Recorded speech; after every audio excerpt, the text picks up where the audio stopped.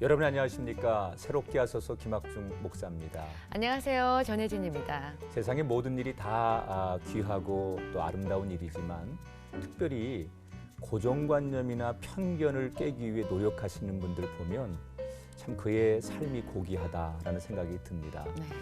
우리가 살면서 정말 오해되는 고정관념, 편견들 많이 가지고 있는데 우리 집사님도 네. 내가 이것만큼은 좀 한번 깨고 싶다. 네. 이런 고정관념이나 편견 이런 거 있으시죠? 좀 많았는데요. 네. 나이가 들면서 좀 없어지더라고요. 네. 근데 크리스찬은 무조건 착해야 된다. 이런 걸 좀 깨고 싶어요. 그렇죠. 이상한가요? 네, 아니에요. 뭐 무조건 착하면 안 되고 이 착하다는 개념도 좀 모호하기 때문에 크리스찬도 화를 낼 수도 있고 네, 그렇죠. 때로는 조금 하나님 앞에 연약한 모습을 가질 수도 있는데 네. 그래요. 이렇게 세상 사람들이 자기들의 잣대로 보는 고정관념, 편견 이런 것들이 참 많은 세상에 살고 있는데요. 네. 오늘 새롭게 하소서에서 만날 분은요. 이런 고정관념을 깨기 위해서 네. 편견을 깨기 위해서 애쓰시는 분입니다. 입양된 사람들에 대한 세상 사람들의 이 고정관념, 편견을 깨기 위해 노력하시는 분이라고요. 맞습니다. 하나님의 사랑 안에서 진짜 가족의 의미를 묻고 계시는 분이신데요. 그 주인공 지금 만나보시죠. 드라마에 흔히 등장하는 자극적인 소재 입양. 그래서인지 우리 사회엔 입양에 대한 두려움과 편견이 많은 게 사실입니다. 그러나 여기 자신의 삶을 통해 입양에 대한 편견과 두려움을 깨뜨리고 있는 사람이 있습니다. 처음부터 당당하게 밝히며 시작한 공개 입양. 이제 희은이는 아기에서 소녀로 건강하게 성장하고 있습니다. 희은이를 키우며 배운 지혜와 깨달음으로 우리 이웃들을 격려하고 도전하는 입양 교육 강사의 삶. 전국을 돌아다니며 하나님의 사랑 안에서 진짜 가족의 의미를 묻고 있는 김경아 씨를 지금 만나봅니다.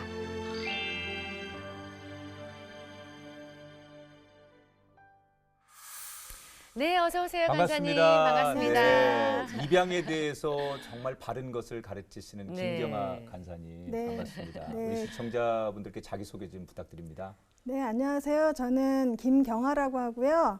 반편견 입양 교육이라는 입양을 널리 자세히 제대로 알리는 일을 하는 강사입니다. 네. 그리고 이제 IBF라는 대학생 선교단체에서 또 편집 간사로 일하기도 하고요. 네, 남편과 세 딸을 둔 부인입니다. 이 반편견 입양 교육 네. 단어가 좀 저는 네. 생소하거든요. 목사님도 그러시죠? 네. 네. 그럼 어떤 교육을 말씀하시는지 좀 소개 좀 해주세요. 입양에 대한 편견을 없애는 그런 수업을 하고 있어요. 네. 이것은 이제 한국 입양 홍보회라는 공개 입양 부모 모임인데요. 네. 여기서 보건복지부 사업의 일환으로 이제 각 교육청에 저희가 이런 교육을 하고 있다는 걸 알려요. 그러면 일선 학교에서 이런 수업도 있구나. 우리 아이들이 입양 수업을 들으면 참 도움이 되겠다 하고 그래서 유치원부터 대학교까지 원하시는 학교의 선생님들이 저희를 초청하시는 거죠. 그럼 저희가 파견이 돼서 그 수업을 합니다. 그럼 주로 이제 학교에 가서 학생들을 네, 주로 대상으로 학생들을. 교육을 하는군요. 네. 네. 반응이 어때요? 처음에 이제 수업에 들어가서 입양은 우리나라에서 가족이 되는 세 가지 방법 중에 그 중에 하나야. 자, 첫 번째 가족이 되는 방법 뭐가 있죠, 목사님? 부모님 한 나를 가정을 낳아준 이뤄서. 엄마 아빠를 네. 통해서 만나는 거. 처음에 이제 부부가 결혼을 네. 하죠. 네. 결혼을 해서 아이를 낳는 그런 가족들만 굉장히 많았던 한국 사회에 입양으로도 이렇게 사회적이고 법적인 가족이 될 수 있는 거야. 그리고 여러분이 드라마에서 생각하는 것처럼 어느 날 갑자기 낳아준 엄마가 나타나서 그 아이를 데려가겠다. 이런 게 입양이 아니라는 거지. 이런 이야기를 들려주면 아이들은 그런 드라마를 통해서 잘못된 정보를 갖고 있다가 수업을 통해서 이제 수정되는 거죠. 네. 잘 받아들이는군요, 아이들이. 아주 네. 잘 받아들여요. 네, 네. 특히 이제 어릴수록 어릴 잘 아, 받아들여요. 조기 교육이 더 중요한 것 같아요. 진짜 어릴 때부터. 네. 그 유치원 학생부터 지금 대학생까지 네. 다 교육하고 계시잖아요. 네. 정말 많은 에피소드가 있었을 네, 것 그렇죠. 같아요. 그렇죠. 네. 그 중에 기억에 남는 학생이 있으세요? 올해 첫 수업에서 있었던 일인데 보호시설에 아동이 한 명 있었어요. 수업이 끝나고 이제 저는 보호시설 아동이 있다는 것만 들었는데 누구인지는 몰랐어요. 그랬는데 그 아이가 저한테 오더니 선생님 저도 입양되고 싶어요 이렇게 얘기를 해요. 그래서 일단 저는 아무 말 안 하고 그 아이 이렇게 오라고 그래서 이렇게 꼭 안아줬어요. 네. 근데 그런 거 느껴보셨나요? 아이가 저한테 안기는 걸 너무 좋아하는데 거부하는 거예요. 다가서지 못하는.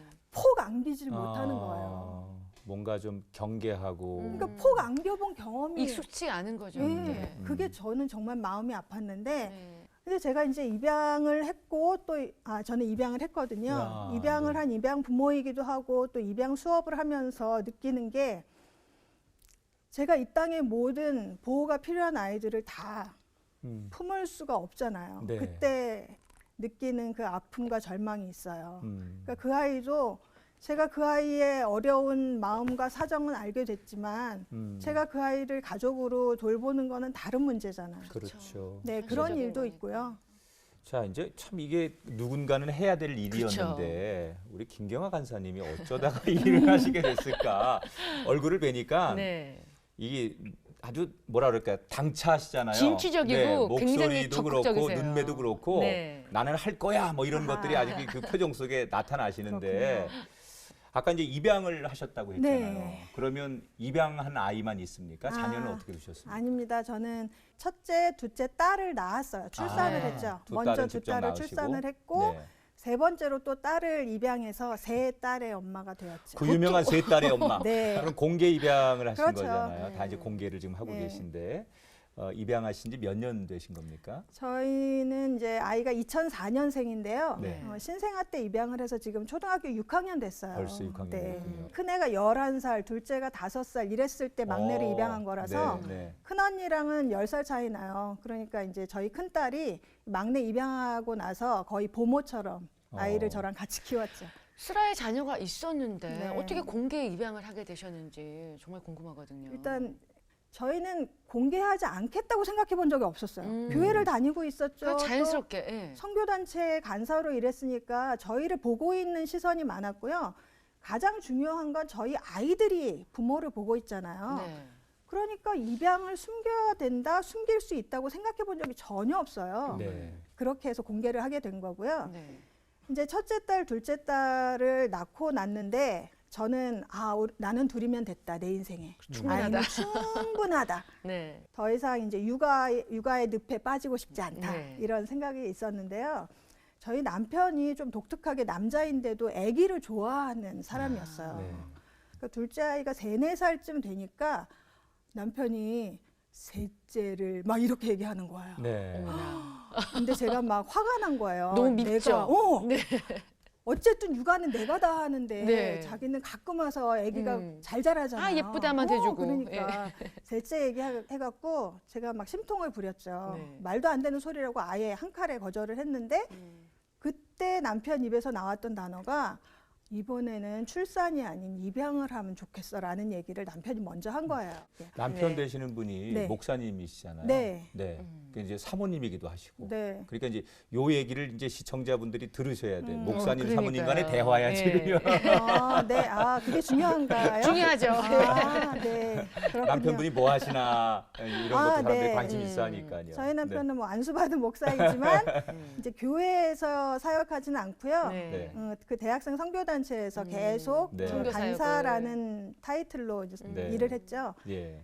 그래서 셋째 아이를 원했을 때 저는 아예 무시하고 있었는데 입양이란 단어는 무시가 안 됐어요. 왜냐하면 저희 부부가 이렇게 캠퍼스 커플이었어요. 네. 제가 좋아하는 네. 오빠와 결혼을 한 건데 이제 그때 대학생 때 그리스도인이 어떻게 살아야 하는가 막 이제 열띠게 토론을 할 때 뭐 이것도 해야 되고 저것도 해야 되고 막 이런 얘기 중에 우리가 결혼하면 뭐 입양도 하면 참 좋겠다. 뭐 이런 얘기를 저는 안 했고 친구들과 이제 선배들이 막 했었어요. 네. 듣기만 하셨군요. 듣기만 했어요. 제 입에서 나온 적이 없어요. 네. 근데 남편이 그 얘기를 딱 했을 때 제 마음에서 말도 안 돼 하고 딱 무시가 안 됐어요. 그게 이제 어떤 면에 이런 걸 하나님이 주시는 마음이라고 거룩한 하나요? 부담감? 뭐 그런 게 있었어요.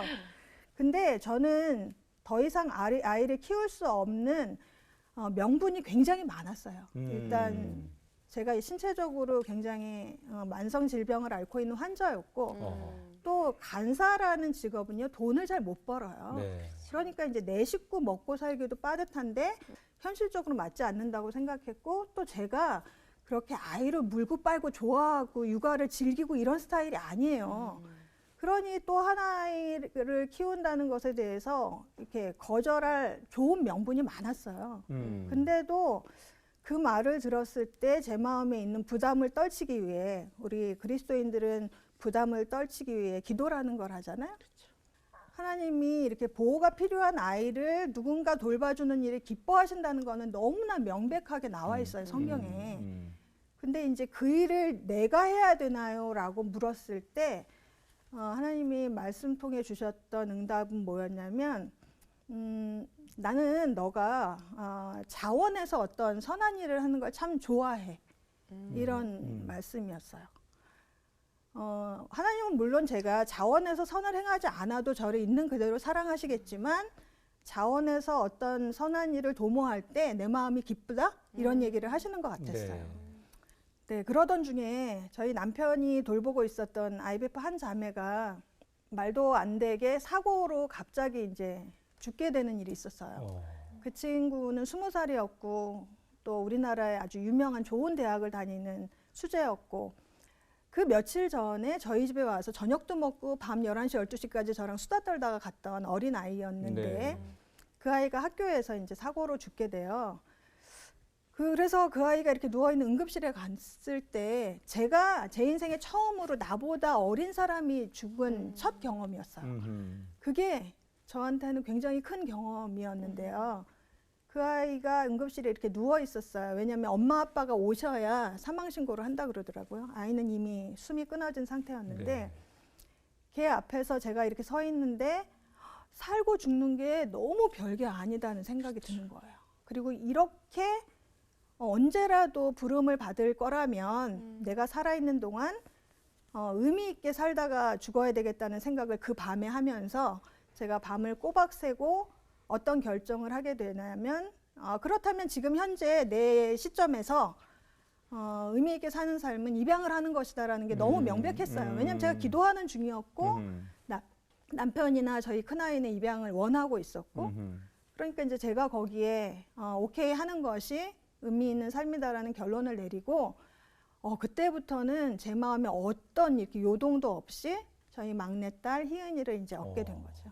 어떻게 보면 참 우리 인생이라는 게 예수님이 십자가의 죽으심을 우리가 사는 것처럼 누군가의 희생 때문에 맞아요. 또 한 생명과 사랑을 할 수 있는 것이 또 가만히 돌아보면 하나님의 은혜인데 희은이는 그래서 좋은 엄마 아빠 언니들을 만났고 또 우리 엄마 아빠는 정말 예쁜 막내딸을 얻으셨어요. 그래서 너무 행복해야 되는데 현실은 아까 말씀한 대로 건강도 안 좋으셨고 경제적인 어려움도 있으시고 또 아이를 키운다는 게 조금 이제 벌써 내가 낳은 아이들은 나이가 먹어서 그만큼 이제 엄마도 나이가 먹은 상태인데 맞아요. 육아를 한다는 게 맞아요. 굉장히 힘든 건데 맞아요. 현실적인 얘기, 이상적인 얘기 말고 어땠어요? 얼마나 힘드셨어요? 자 이제 결정은 후회 없이 했는데요. 네.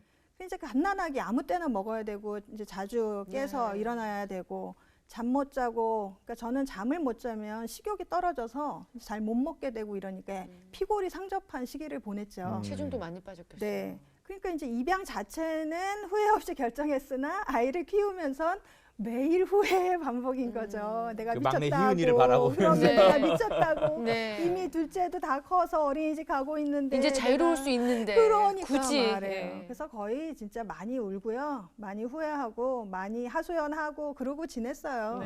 근데 이제 아이는 힘든 것만이 아니라 참 신기한 게 생명은 이렇게 매력이 있잖아요. 에너지가 있고요. 그래서 그것 때문에 이제 버티고 이뻐하면서 지냈던 것 같아요. 그렇게 울면서 키운 희은이가 이제 6학년이 됐대요. 네. 초등학교. 이제 정말 한뭐 사춘기 얼추 근접한 거 아닌가요? 아직은 안 올 때 됐어요. 이제 네, 좀 네. 있으면 좀 고정입니다. 와요. 네. 네, 네. 근데 정말 자식은 눈에 넣어도 안 아프다고 하는 정도로 다 이쁘실 텐데 아파요. 보면 아파요. 희은이 어떤 점이 네. 가장 이쁘세요? 좀 자랑 좀 해주세요, 희은이. 모든 아이는 그 사실 장점과 단점을 갖고 태어났잖아요. 네. 제가 낳은 두 딸도 장점과 단점이 있고 희은이도 이제 본인이 갖고 있는 기질적인 단점도 있고 또 재능적인 장점도 있어요. 저희가 아주 우연한 기회에 희은이에게 그 체육에 대한 재능이 있다는 걸 어떤 기계체조 코치님한테 발견을 하게 돼서 네. 희은이는 지금 3학년 때부터 기계체조 운동을 하는 선수예요. 그래요. 예, 서울시 기계체조 선수고요. 어. 영재로도 2번 뽑혔어요. 그 스포츠 정도예요. 영재. 예. 그래서 지금 뭐 운동도 하고 공부도 하고 그렇게 지내요. 그럼 일단 건강하다는 얘기잖아요. 그렇죠. 그죠? 밖에 나가서는 이제 입양에 대한 편견에 대해서 바로 잡아주는 교육 강사 일을 하시는데 네. 문제는 이게 안에서 내 아이들 가르치기 참 어려운 거예요. 희은이가 이제 공개 입양이 됐고 네. 자라면서 입양된 사실을 이제 알게 되고 네. 교육하게 되고 그것을 아이가 정체성이 혼란 없이 네. 잘 건강하게 생각을 갖도록 해주는데 네. 어떤 교육보다도 힘들었을 것 같아요. 어떤 과정을 거치셨는지요, 아이에게? 네. 사실 저는 그 저희 아이에게 먹히지 않는 교육의 내용을 다른 아이에게 가르칠 수는 없어요. 희은이는 보통들 이제 입양을 아이에게 알린다 그러면 이런 거를 상상하세요. 어느 날 아이를 무릎 꿇에 앉혀놓고 얘야 사실은 내가 네 엄마가 정숙한 아니다. 분위기에서. 네. 근데 전혀 그게 아니고요. 네. 우리 입양 선배님들도 했던 방식이 이건데요. 입양을 소재로 하는 동화책이 많아요. 네. 그래서 희은이가 어릴 때부터 이제 그때 입양에 관한 동화책을 읽어주면서 명확히 3가지를 얘기했어요. 희은아, 너를 낳아주신 엄마 아빠는 따로 계셔. 우리는 근데 새로 입양이란 걸 통해서 가족이 됐는데 걱정하지 마. 우린 헤어지지 않고 영원히 함께 가족으로 살 거야. 이 이야기를 아이가 알아듣든 못 알아듣든 계속 동화책과 함께 얘기를 해줬죠. 네. 그거는 아이를 위해서만이 아니라 저를 위한 것도 있었어요. 네. 어떻게 아이에게 입양 사실을 얘기할지 저도 준비가 돼야 되잖아요. 그래서 동화책을 통해서 이렇게 얘기하다 보니까 신기하게 아이들은 그걸 듣고 있어요. 말은 못해도. 어느 날 6살 때쯤이었는데 희은이가 어린이집에서 성교육을 받고 온 날이었어요. 네. 제가 명확히 기억하는데 가방을 휙 던지고서 저한테 달려오더니 제 배를 막 두들겨요. 그러면서 엄마, 나도 엄마 뱃속에서 나왔지요? 이렇게 질문을 했어요. 그게 희은이가 이 입양과 관련된, 출생과 관련된 첫 질문이었거든요. 네. 그때 보통 입양 부모들이 당황해요, 여기서. 이거를 애가 못 알아들으니까 그냥 대충 넘겨야 되나? 아니면 아니야, 난 너를 낳지 않았어. 이렇게 또 드라마틱하게 해야 되나 고민하는데 저는 선배들한테 배운 바가 있어가지고 네. 그렇지, 희은이도 엄마가 낳았지 아빠가 낳은 아이는 없거든. 그러니까 엄마가 낳았는데 그때 희은아, 엄마가 동화책 이런 거 읽어줬을 때 너에게 얘기해줬잖아. 희은이를 낳아준 엄마 아빠는 따로 계시다는 거. 그럼 아이가 의아해하죠. 네. 이건 또 무슨 말? 왜냐하면 그동안 무수히 입양에 대한 얘기를 들어왔지만 이제 현실적으로 자기가 이게 자기 문제로 왔을 때 처음 고민하는 거예요. 그것을 시작으로요. 희은이는 입양에 관한 질문을 너무너무 많이 했어요. 첫 번째 질문이 그럼 낳아준 엄마 아빠는 어디 있어요? 그렇죠. 누구세요? 왜 날 입양 보내셨나요? 엄마 아빠는 그럼 언니가 2명이나 있는데 왜 날 입양했나요? 이런 식의 여러 가지 질문을 앉은 자리에서 쏟아놓는 게 아니라요. 갑자기 밥 먹다가 툭툭 목욕하고 나와서. 그러면 이제 저는 제가 낳은 딸들에게도 마찬가지였지만 어떤 얘기든 나눌 수 있는 엄마가 되고 싶어요. 네. 사실. 그래서 희은이가 그 얘기를 했을 때 그래서 제가 아는 건 아는 것대로 모르면 모르는 것대로. 그래서 희은이는 낳아준 엄마 아빠를 한번 만나보고 싶어 해요. 그거는 이제 입양아들, 공개 입양으로 자란 아이들의 공통된 네. 이제 그렇죠. 특징이거든요. 네. 그래서 기회가 되고 희은이의 그 간절함이 좀 더 커지면 만나볼 수 있으면 좋겠어요. 네, 그런 거 앞으로 저희 가족이 함께 해나가야죠. 그러면 정말 그 김경아 간사님은 희은이 때문에 정말 인생이 많이 바뀌었을 거란 생각이 들거든요. 네, 그런 셈이네요. 지금 반편견 입양 교육도 네. 희은이 영향 때문에 하게 되신 건가요? 그렇죠. 사실은 그 희은이가 학교에서 처음으로 자기 친구에게 입양 사실을 공개한 적이 있었어요. 네. 베스트 프렌드한테. 베스트 프렌드, 네. 단짝한테. 절친. 근데 이제 입양아들 중에 공개 입양으로 큰 아이들 중에 되게 다양한데 어떤 아이들은 그냥 처음 가는 식당에 가서 식당 사장님한테 아저씨 나 입양됐어 이렇게 얘기하는 애도 있어요. 그러니까 이제 너무 자연스럽게 들으니까 이걸 모든 사람이 다 안다고 생각하는 거예요. 근데 희은이는 그런 아이는 아니었어요. 자기 입양 사실을 본인은 알고 있지만 외부에 이렇게 얘기한 적은 없었는데 그때 경험 처음이었어요. 처음으로 자기가 이야기를 했는데 그 단짝이 잘 유지됐으면 좋았으련만 네. 둘 사이 관계가 안 좋아지면서 이 상대방 아이가 희은이의 입양 사실을 여러 아이들한테 나쁘게 이야기하기 시작했어요.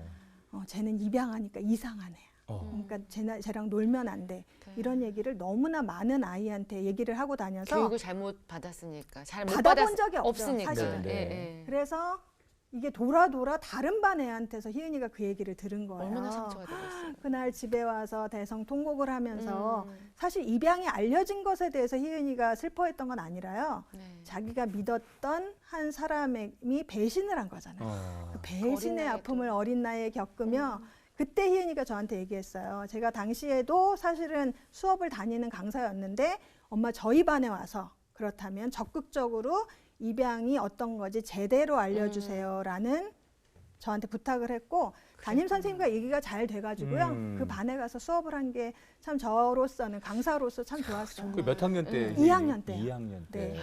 어린 근데- 아이들도 다 그걸 느낄 수 그럼요. 있군요. 수업을 듣고 나서 저는 제일 큰 수혜자는 사실 희은이였던 것 같아요. 네. 음. 희은이는 자기가 입양됐다는 걸 알고는 있었고 이게 어떤 열등한 것도 아니고 상처가 아니라는 것도 알고 있었지만 사실 이것이 알려졌을 때를 두려워하는 게 있었거든요. 근데 수업 받고 나서 아예 그냥 오픈이 된 거잖아요. 희은이가 자유로워진 거예요. 그 자리에 희은이도 있었던 네, 거죠. 있었죠. 네. 아이들이 여기저기서 이제 질문도 하고 네. 이제 아이들은 희은이 입양 사실을 이제 처음 듣는 아이들도 있었고요. 네. 그래서 오히려 공개해서 제대로 알려주니까 아이들은 정말 그거를 그냥 스폰지 흡수하듯이 네. 잘 받아들여줬어요. 더 이상 언급하지도 않고. 그렇죠. 네. 입양이 아이들 사이에 이슈가 안 되는 거예요. 그래서 그 이후로 희은이가 이제 자기가 입양 사실을 적극적으로 알리는 이제 사례들이 많아졌는데요. 3학년 2학기 때인가 아이들 사이에서 혈액형 얘기가 나온 거예요. 네. 혈액형. 3학년 아이들이 혈액형 조합 얘기를 하면서 뭐 각자 얘기를 했겠죠. 나는 A형이고 뭐 이렇게 얘기를 네. 했어요. 그때 친구들이 희은아 그럼 너는 어때? 라고 질문을 했대요.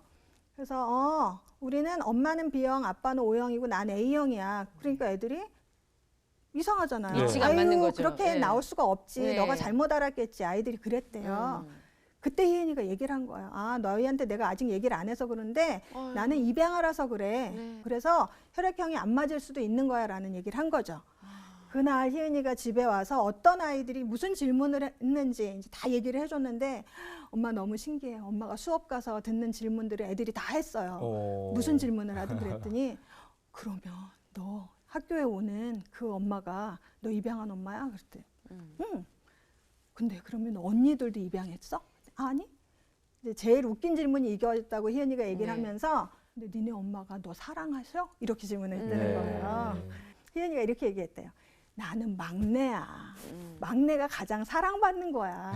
이렇게 얘기를 했다는 거예요. 네. 그 얘기를 집에 와서 저한테 얘기를 하는데 아 내가 잘했구나. 그냥 저는 아이가 이 입양이라는 것 때문에 주눅들지 않고 그냥 나는 입양한데 그래서 어쩌라고 이렇게 되길 바랬거든요. 근데 그렇게 하고 온 거예요. 희은이는 어떤 질문이 와도 준비가 돼 있을 것 같아요. 엄마한테 교육을 제대로 받아서. 네. 네. 근데 이제 희은이가 7살 때였는데요. 굉장히 의미심장한 이야기를 하나 한 게 있어요. 네. 엄마, 우리는 입양으로 가족이 돼서 행복한데요. 날 낳아주신 엄마는 날 떠나보낼 때 얼마나 슬펐을까요? 이런 얘기를 했어요. 진짜 7살짜리가. 네. 그러니까 희은이가 아는 거예요. 이 입양이라는 거에는 새로운 가족이 되는 기쁨도 있지만 밝은 면도 있지만 슬픔도 있다는 낳아준 엄마 아빠와 헤어지는 슬픔도 있다는 걸 희은이가 인지를 하고 있다는 걸 저희가 알게 됐고 그래서 그렇지 낳아준 엄마는 정말 슬펐을 거야. 그리고 이제 희은이의 그때 불안은 뭐였냐면 낳아준 엄마가 나를 잊어버리면 어떡하지였어요. 그럴 수 있죠. 근데 제가 거기서 분명히 얘기해 줬어요. 아니야 희은아 아이를 낳은 엄마는 그 아이를 잊을 수 절대 잊을 없다. 수 없어. 그리고 너가 정말 이렇게 행복하고 건강하게 자라는 걸 보면 기뻐할 거야. 그리고 낳아준 엄마 나중에 만났을 때 그 엄마도 그렇게 건강하고 행복하게 잘 살다가 만났으면 좋겠다. 이런 얘기를 이제 하는 거죠. 그래서 희은이는 이 정도로 그냥 저와 입양에 대해 자연스럽게 얘기를 나누고 있어요. 뭐그 정도의 그 대화하고 또 가정의 분위기라면 뭐 어떤 아이가 가도 네. 잘 적응하고 그럴 것 같다는 생각이 드는데 어떤 그 만성 질환을 하나 가지고 계시기 때문에 참 건강이 어려웠다는 얘기를 들었습니다. 네. 제가 대학교 1학년 때요, 그 류마티스 관절염이라는 자가 면역 질환을 걸리게 돼요. 근데 그때가 이제 88년이었는데 1988년. 네. 근데 그 당시는 사실 류마티스 관절염이 어떤 종류의 질환인지를 의사조차도 제대로 설명을 해주질 못했어요. 제가 나름 공부를 잘해서 좋은 학교에 갔고 꿈이 많은 여대생이었어요. 네. 그랬는데 1학년 때 그렇게 한번 좌절을 겪으니까 지금 대학교 1학년 때 네, 대학교 1학년 네. 때 정말 꿈도 못 펼쳐보고 19살이네요. 네, 류마티스 걸렸는데 류마티스 관절염이요 굉장히 통증이 심한 질병이에요. 그렇다고 들었어요. 네. 제가 결혼하고 첫째 딸을 낳았을 때 들었던 느낌이 뭐였냐면요. 겨우 이 정도야? 그럼 나는 애를 열은 낳겠다 이런 그 정도로 느낌이 들 고통이 만큼 류마티스 관절염 통증이 심했어요. 통증은 사람을 굉장히 피폐하게 만들어요. 네. 네. 그래서 통증이 생활의 질이 완전 떨어지죠. 맞아요. 네. 통증이 있는 질병을 겪으면서 거기다가 저는 그래서 나름 교회 생활도 충실히 하고 교회 선생님들이 주일학교 선생님들이 예뻐하는 학생이었는데 이런 질병에 딱 놓이니까 사실 질문이 나올 수밖에 없어요. 네. 하나님 이건 뭡니까? 이런 게 내 삶에 있었어요? 나는 계획한 적도 없고 예정한 적도 없고 원한 적도 없는데 하나님 왜 이러시나요? 그 질문을 너무너무 이제 오래 하는 거죠. 그 질문에 답이 없으시잖아요. 네네. 하나님이 왜 악을 허용하시고 고통을 놔두시는가에 대한 질문이 없는 채로 하나님과 관계를 맺는다는 거는 참 어려운 일이에요. 응답되지 않는 기도를 해보신 적이 있나요? 응답받지 않는 기도를 오랫동안 한다는 건 굉장히 좌절스러운 일이에요. 근데 내가 너무나 많이 기도해도 그 다음날 내 통증은 더하면 낫질 않고 하나님이 너무 원망스러울 수밖에 없는 거죠. 그리고 차라리 내가 40, 50대 아팠다면 그간 내가 행한 죄 때문에라도 뭐 그럴 만하겠다 받아들이겠지만 너무 꽃다운 저는 나이에 순결무지한 그 너무 어린 나이였는데 이런 감당할 수 없는 질병 그리고 이 류마티스 관절염은요 자기 면역이 자기 몸을 공격하는 적으로 거죠. 오인을 해서 공격을 네. 하는 거예요. 네, 세포가 네, 굉장히 이게 불안되죠. 재밌는 질병이잖아요. 어떻게 무슨 이유로 내 면역 체계가 나를 적으로 공격을 하는가? 그래서 여러 가지 뭐 질문도 많았고 그 질문에 하나님은 계속 답이 없으셨어요. 네. 그러니까 저는 늘 하나님께 대해서 약간 삐져 있는 상태였어요. 왜 저한테 이러시죠? 뭐 이런. 제가 그렇다고 하나님 곁을 떠나본 적은 없어요. 그간 살아왔던 그 신앙의 경륜 때문인지 근데 뿌리가 있으시니까. 떠날 수는 예. 없으나 그래서 항상 이렇게 삐딱하게 앉아 있는 그런 상태였어요. 그래서 이게 과연 되나? 뭐 마태복음에서 예수님이 병자를 말씀하시면 즉시 나았는데 이게 왜 누군 되고 누군 안 되지? 뭘로 하나님은 결정을 하시는 거야? 막 이러면서 마음이 상하셨기 때문에 모든 게 다 제대로 안 보이는 거예요. 삐져서 제가 막 그렇게 노려보고 그러고 지냈어요. 네. 근데 대학교 4학년 때인가 어느 날 제가 요한복음을 읽고 있었을 텐데요. 네. 요한복음 10장 10절. 김학중 목사님 목이에요.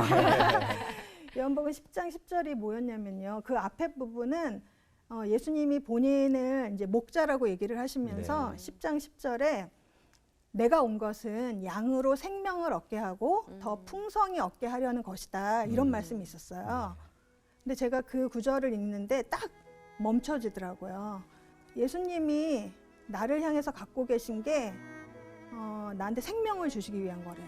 거기다가 생명도 그냥 생명이 아니라 풍성한 삶을 주실 거라는 말씀이 있었는데 제가 요한복음을 20몇 년 신앙생활하면서 얼마나 많이 읽었겠어요. 근데 그날따라 그 구절이 저한테 딱 꽂히면서 약간 하나님에 대한 마음이 좀 풀어졌어요. 그렇다면 저한테 일어나는 어떤 지금의 상황, 앞으로 일어날 일이 내 인생을 풍성하게 하실 하나님의 뜻 안에 있겠구나 라는 게 이제 드셨죠. 믿음이 이제 생기면서 그 다음부터 이제 제가 삐져 있는 마음에 대해서 약간 누그러지게 됐고요. 그리고 저가 그런 어려움 속에도 신앙을 잃지 않고 견딜 수 있게 해줬던 건 역시 공동체였던 것 같아요. 네, 사랑. 공동체 그게 이제 위로와 사랑으로. 교회일 수도 있고 뭐 IBF 선교단체일 수도 있고 뭐 제가 맡았던 소그룹이었을 수도 있고 여러 가지 통로를 통해서 하나님은 계속 나에게 관심이 있으시고 나를 버리지 않으시고 계속 지켜보신다는 그런 확신을 갖게 되는 계기가 됐죠. 정말 대단하신 것 같아요. 그 류마티스란 병은 정말 5대 불가사의 병으로 완치가 없는 병이잖아요. 근데 지금 너무나 잘 이겨내고 계세요. 그 힘은 어디서 나오는 걸까요? 사실 지금 류마티스 관절염은요. 네. 이제 희은이를 입양할 때도 저는 환자였어요. 약을 한 뭉치씩 먹고 사는. 그런데도 제가 입양을 하겠다고 결정을 하고 나서 하나님이랑 무슨 거래를 한 건 없어요. 네. 내가 만약에 희은이를 입양하면 하나님 내 건강은 좀 책임져 주세요. 이런 식의 거래는 안 했는데 희은이 입양하고 나서 오히려 제 건강이 좋아졌어요. 처음에는 이제 아이 키우느라 힘들었지만 희은이 어린이집 가고 이러면서 오히려 건강이 좋아졌는데 이제 하나가 나아지면 또 하나를 잃는 게 인생사라고 그 외에 제가 또 자가 면역 질환이 2-3개 더 생겼어요. 그중에 지금 저를 가장 괴롭히는 게 제 자가 면역이 네. 침샘하고 눈물샘을 파괴하는 질병이 있어요. 그래서 지금 제가 그렇거든요. 눈물샘, 침샘 다 파괴가 돼갖고 침이 잘 안 나오고 눈물이 잘 안 나와요. 그 목이 많이 메이시겠네요. 그래서 지금 이렇게 얘기를 하면 입이 자꾸 말라요. 일상생활에 어려움을 겪는 건 많아요. 늘 하나님과 가까이 하실 수밖에 없겠어요. 근데 짜증도 많이 나요. 네. 그리고 꼭 이렇게까지 하셔야 되나 저는 이제 천국 가면 물어보려고요. 저는 하나님 나라 갈 건데요. 네. 하나님께 좀 여쭤볼 거예요. 꼭 그렇게 하셨어요. 나를 어릴 때부터 이렇게 꼭 그렇게 하셨어야 네. 돼요. 네. 그리고 이제 섭섭했던 건 제가 애를 키워보니까 저는 애들이 겪는 어려움은 안타깝더라고요. 네. 하나님은 어떻게 안 안타까우셨나요? 뭐 이렇게 물어보고 네. 싶고 그런 마음이 어린 있고요. 나이에게. 네, 어린 나이였는데. 네. 네. 더 아프셨을 거야. 그래도 이렇게 이제 뭐 딸아이들을 키우고 낳고 입양하고 이런 과정 속에 감사의 제목들 내가 살아오면서 참 이것만큼은 하나님 앞에 참 감사합니다라고 하는 본인의 삶의 고백들 이런 것들을 좀 소개하시라고 하면 어떤 얘기를 하시겠습니까? 사실 이제 어릴 때 병이 걸려서 못하게 된 거에 처음에는 되게 안타까워했어요. 네. 지금 제가 40대 후반인데요. 돌아보니까 사실 병 때문에 못했던 것보다 병 때문에 얻은 게 사실 많아요. 네. 아프면서도 저는 결혼도 했고 애도 2 거기다가 희은이까지 애를 3이나 얻게 되는 기적도 얻었고요. 그래서 잃어버린 것을 생각하며 살기에 제 삶에는 얻은 게 너무 많고요. 2 아이를 낳은 것도 제 인생을 굉장히 확장시키는 경험이었지만 희은이를 입양한 것으로 인해서 제 삶이 넓어진 느낌이에요. 그리고 저는 어쨌든 하나님을 위해서 선한 일을 해보겠다고 했지만 사실 그건 굉장히 교만한 말이었어요. 하나님을 위해 해드린 게 아니라요. 하나님이 이 일을 통해 저를 다루시는 방식이 저한테 너무 신묘막측했어요. 그리고 제가 생각하지도 않은 지금의 제 살아가는 방식, 모습 이런 게 사실 더 좋아요. 네. 제가 만약에 아프지 않고 예전에 그 똑똑하고 정말 당당하고 자신감 넘치는 사람이었다면 되게 재수 없었을 것 같아요. 근데 지금 차라리 이렇게 돼서 남의 아픔에 공감하게 되고 그렇게 된 지금의 제 모습이 훨씬 좋아요. 제가 마음에 들어요. 그래서 그게 그 마지막 감사해요. 대목에서 그림이 그려져요. 뭐 어떤 거요? 아, 대학생 때 그거 잘 됐으면. 어떤 학생이었을까라고 하는 똑소리 네. 나지만 새롭게 하셔서 못 나왔어요. 오늘 이제 김경아라고 하는 한 사람을 통해서 네. 하나님께서 여러 가지 다루시는 나를 다루시는 모습에 대한 이야기를 해주셨는데 특히 이제 오늘 주제 가운데 이제 입양이라고 하는 주제 속에 네. 우리 사회가 아직도 입양을 기다리는 아이들이 참 많고 네. 또 입양을 한 가정 가운데 불행하게도 건강하지 못해서 하향되는 아이들도 좀 있고 또 지금 이 시간도 입양을 생각해 보는 분들이 참 많이 네. 있습니다. 네. 사실 우리 주변에. 근데 그런 분들에게 꼭 응원이 될 수 있는 네. 그런 메시지를 좀 주시면 용기를 내지 않을까 생각이 네. 들어서요. 우리나라에는요 이렇게 부모를 기다리는 아이가 입양을 하려는 부모보다 훨씬 많아요. 그리고 아이들은 절박해요. 음. 우리가 두려워하고 걱정하는 그거에 비해서 아이들이 부모 없이 지내야 한다는 삶은 어른들의 생각보다 훨씬 더 간절해요. 그래서 저는 이런 아이들의 눈물과 아픈 마음을 듣는 분들이 많아졌으면 좋겠고요. 저는 입양뿐만이 아니라 누구든 하나님이 자기 마음을 감동하시는 것이 있다면 그걸 그냥 따라 보셨으면 좋겠어요. 그렇게 되면 자기가 희생되는 게 아니에요. 자기 삶이 훨씬 풍성해지고요. 훨씬 괜찮은 사람이 돼요. 근데 다들 이제 여러 가지를 아까 제가 따져봤듯이, 제가 입양하기 전에 여러 가지 따져봤듯이 그렇게 계산하고 그냥 주저앉는데 그러기엔 아이들, 특히 보호시설에서 지내는 아이들의 삶이 열악해요. 물론 요즘 보호시설은 굉장히 잘 돼 있어요. 환경도 좋고요. 거기서도 가족 못지않은 사랑을 베풀어 주세요. 근데 제가 생각하기에 아이는 가족 안에서 독특하고도 특별한 사랑을 받으며 자라야 된다고 저는 생각해요. 그래서 우리 아이들이 그냥 보호시설에서 공평한 사랑을 받지 않고 가정, 부모, 가족 밑에서 특별한 사랑을 받았으면 좋겠어요. 네. 그래서 아까 말씀드렸듯이 입양만이 아니라 여러분 마음을 움직이시는 게 뭐가 있나요, 요즘? 그 마음을 따라 사는 것, 그게 그리스도인이 아닐까 그런 생각이 들어요. 하나님이 주신 마음으로 사는 네. 거. 그리고 마음이 없다면 예. 그거 큰 문제예요. 왜 나는 그렇죠. 어떤 고통에도 움직이지 않는가? 그렇죠. 예. 이거 자기 자신을 잘 들여다봐야 메말라 된다. 있는. 네. 네. 끝으로 이제 앞으로 또 계획과 또 기도 네. 제목 있으실 것 같아요. 네. 많은 분들이 또 들으면 또 응원해 주실 거거든요. 좀 나눠주세요. 네. 사실 이제 제 인생을 쭉 봤을 때 저를 움직여왔던 동의는요, 뭐냐면 어른답지 못한 어른들의 행동 때문에 고통받는 아이들이었어요. 쭉 보면 이제 거기에 입양도 결쳐 있었던 거고 2년 전에 세월호 사건이 일어났는데요. 그것도 마찬가지예요.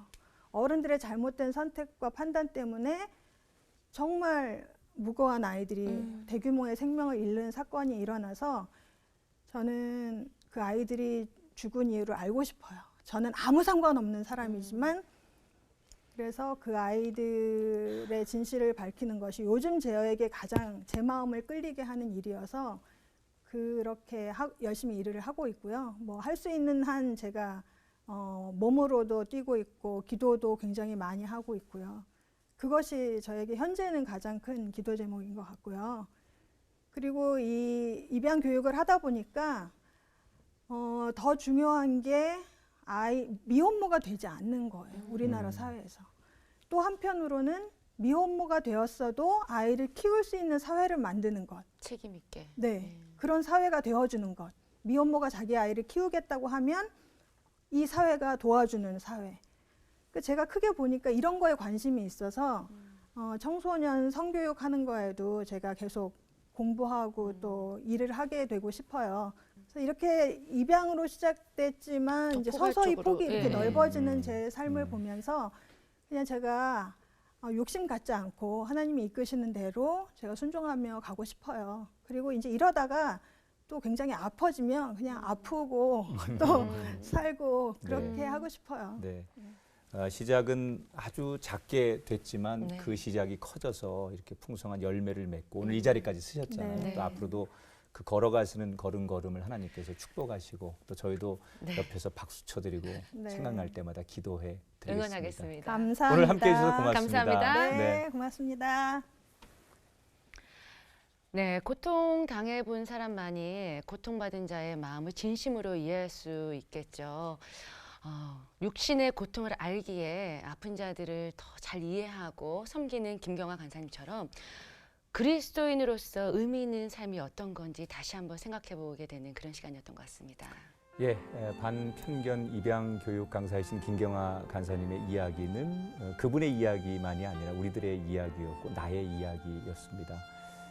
이웃을 사랑한다는 것이 어떤 것인지 또 고난 속에서 하나님 앞에 감사한다는 것이 어떤 것인지 각자의 메시지로 고백하는 그런 우리가 되었으면 좋겠습니다. 네. 새롭게 하셔서 오늘 여기서 인사드리고요. 다음 시간 다시 찾아뵙겠습니다. 고맙습니다.